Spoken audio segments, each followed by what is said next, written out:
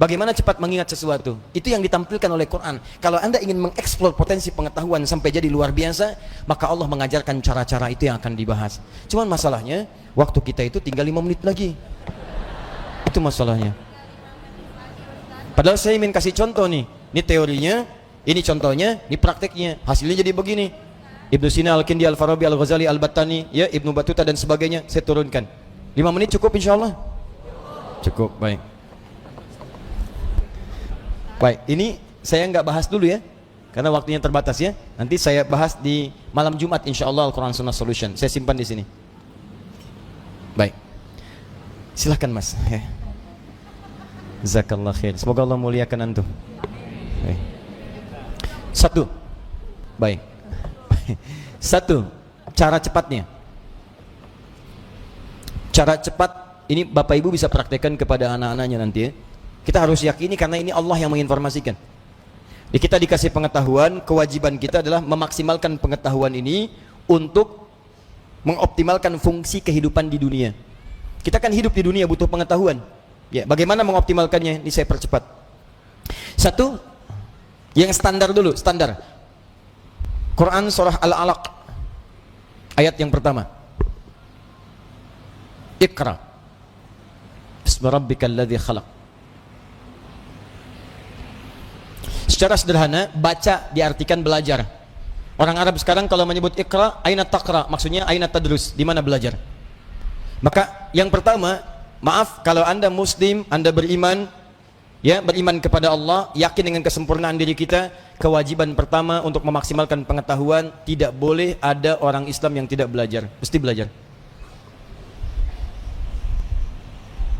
Kemudian diturunkan lewat hadis Nabi sallallahu alaihi wasallam, lihat cara belajarnya, perhatikan caranya.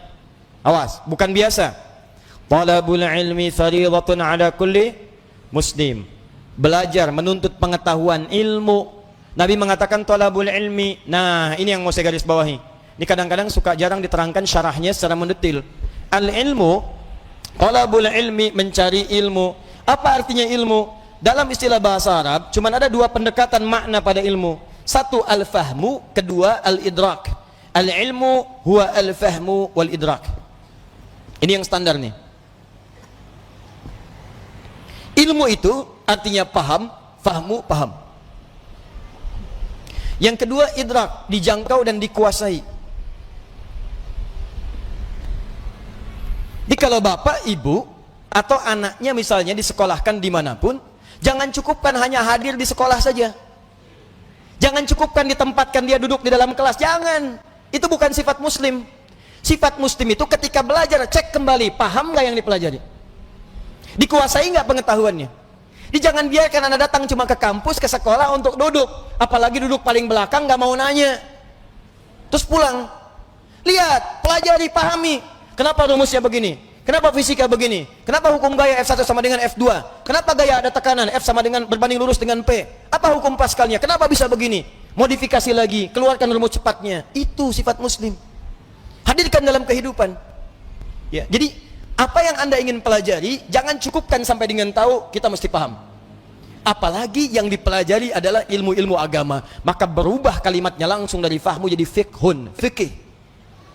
Fiqhun. Kalau Anda ingin berusaha sampai paham, maka diawali dengan tak di depannya, tak tambah tak.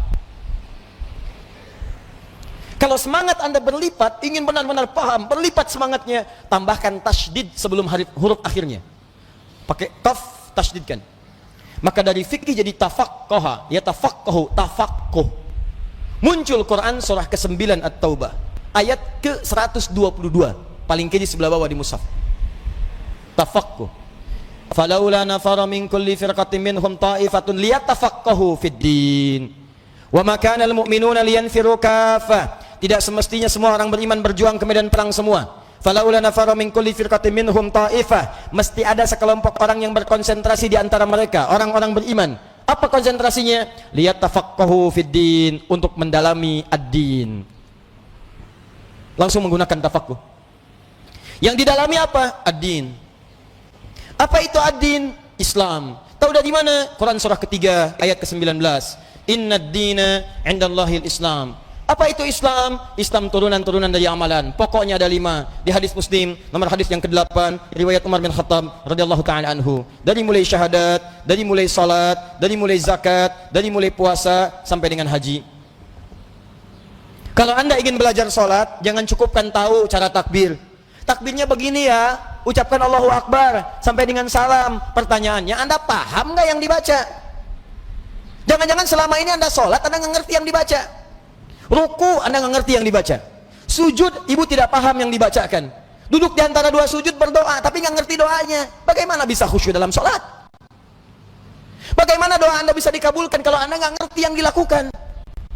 Anda kerja urusan dunia saja, Anda sampai sekolah supaya paham Pak, ikut training, stadium general, macam-macam supaya paham pekerjaan. Begitu Anda kerja, terima gaji 10 juta, meninggal. Ini urusan akhirat abadi kita, dibawa sampai ke akhirat, kita yakini itu. Masa urusan akhirat kita biasa-biasa aja? Tuh lihat Abu Bakar, sahabat Nabi, kurang apa lagi? Sahabat Nabi, dari awal, mertua Nabi, hidupnya dengan Nabi, hijrahnya mendampingi Nabi, wafatnya dikubur di samping Nabi. Saking pahamnya dengan sholat, takbir, Allahu Akbar, gemetaran tangannya. Ditanya kenapa? Saya mengatakan Allahu Akbar, saya komitmen Allah yang paling besar, tapi saya takut ketika mengucapkan itu saya pernah merasa besar dalam kehidupan, sombong dari orang lain, merasa besar kepala dalam pasangan, merasa yang paling hebat dalam kehidupan, atau yang paling khusyuk dalam sholat. Saya takut, gemetaran Pak, saking pahamnya Allahu Akbar. Kita beda tipis tuh, ke puncak subuh-subuh gemetaran juga. Ya kita mau sampai kapan sholat gak paham? Haji itu, dari sekian yang haji berangkat, paham gak yang dikerjakan? Tawaf dibaca bolak-balik, ngerti gak? Paham gak bacaannya? Saya kadang-kadang suka merasa sedih deh kalau situasi tawaf itu. Kenapa sih travel tidak mengajarkan sesuatu yang maksimal? Ayo, Anda akan ditanya oleh Allah Subhanahu wa taala. Mereka tuh sudah jual kebunnya, ada jual tanahnya, ada jual pakaian-pakaian untuk datang ke sana. Mereka punya hak untuk berhaji dengan benar. Jangan bebani dengan sesuatu yang tidak ada maksimal gitu. Itu kan doa tawaf cuma 2. Doa tawaf itu 2, Pak. 1 dari Hajar Aswad ke Maqam Ibrahim. Subhanallah, walhamdulillah, wala ilaha illallah, wallahu akbar. Itu ada kisahnya. Kalau bacanya benar, maka Allah akan anugerahkan jawaban doa setiap yang diminta, seperti Allah mengabulkan permintaan Nabi Ibrahim. Itu ada di surah Maryam kisahnya. Ada. Dari ayat 47 sampai ayat 50-nya. Ada kisahnya. Makanya kita berhenti di Maqam Ibrahim. Dari Maqam Ibrahim sampai dengan ke Rukun Yamani, bebas mau minta apa aja. Nggak ada doa spesifik. Bahkan boleh pakai bahasa Indonesia. Karena itu kita ditunggu. Makanya belajar dulu fikihnya. Ini saya bacanya gimana cara bacanya ini, subhanallah, alhamdulillah. Begitu Anda sampai Maqam Ibrahim, baca senyamannya. Minta, ada doa untuk orang tua. Mungkin ibu Anda sedang meninggal dunia, dia butuh doa. Ayah Anda di alam kubur butuh doa. Ayah Anda hidup butuh doa. Tetangga Anda, anak Anda, istri Anda. Itu kan kita mintakan. Sampai ke Rukun Yamani, ke Hajar Aswad, doanya kemudian oleh Allah Subhanahu wa taala diarahkan kepada yang maksimal. Diseleksi lagi yang tadi, jangan-jangan minta tapi bukan kebutuhan, cuman keinginan, nggak ada maslahat. Makanya diarahkan kepada yang manfaat dunia dan manfaat akhirat. Rabbana atina fid dunya hasanah wa fil akhirati hasanah wa qina adzabannar. Sampai situ. Jadi yang tadi Anda minta itu benar nggak urusan dunianya? Jangan-jangan minta tapi nggak maslahat dunia. Maka oleh Allah yang bagus dunianya diberikan, yang ada maslahat akhiratnya diberikan, yang kurang baik diganti dengan yang lebih baik. Begitu caranya. Kasihan kadang mutar sampai lupa berapa putaran yang sudah dilalui. Ya, ada kisah hebat nih, saya sambil menutup sedikit. Tapi ini tidak harus ditiru caranya, tapi bagus sebetulnya contoh untuk kita. Ada anak muda Bu datang ke Ka'bah, dia belum nikah tuh. Jadi dodo sampai ke sana. Sampai di multazam, dia berdoa. Benar, pakai bahasa dia ngerti. Coba mungkin caranya tidak harus seperti ini, ya. Ya Allah, hamba datang ke sini ya Allah untuk memohon kepadamu jodoh. Saya sudah berusaha sampai datang ke Ka'bah ini ya Allah, mohon kabulkan. Berikan saya jodoh yang terbaik ya Allah. Tiba-tiba di sampingnya datang perempuan, tinggi, putih, hidung mancung, langsung ditunjuk. Kayak gini ya Allah, kayak gini. Si contoh. Tapi betul Bu, habis itu dia pulang, dia nikah. Walaupun bukan dengan yang tadi. Dia nikah. Karena permintaan dia sesuai dengan apa yang dia butuhkan. Ya, kenapa kita nggak minta dengan bahasa kita? Ada yang lebih unik, datang dia ke situ, bawa catatan. Ya Allah, hamba datang kemari banyak hutang ya Allah. Engkau maha tahu dengan keadaan hamba. Banyak hutangnya, tidak Anda sebutkan. Engkau juga paham. Tapi kalau tidak percaya, ini catatannya. Tempelin. Ada. Ya. Yang mau saya katakan adalah teman-teman sekalian, ini al-ilmu wal fahmu wal idrak. Anak pulang dari sekolah, datang ke rumah, cek lagi, nak tadi belajar apa? Dulu ibu kami begitu, pulang tadi belajar apa? Coba ajarkan lagi. Seperti apa? Kenapa ketemu begini? Kenapa begitu?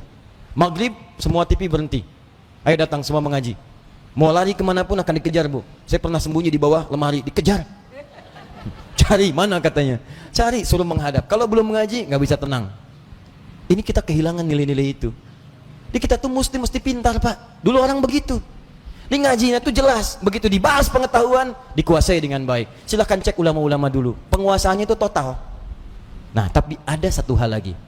Jika Anda kerjakan ini, maka Anda akan mendapatkan percepatan pengetahuan dari Allah Subhanahu wa taala melampaui batas-batas pengetahuan biasa. Apakah kemudian tips yang diberikan oleh Al-Quran sebagai petunjuk itu, ini yang paling penting kita dapatkan. Tapi sayang, waktunya habis, kita harus berjumpa dengan kesempatan yang berikutnya.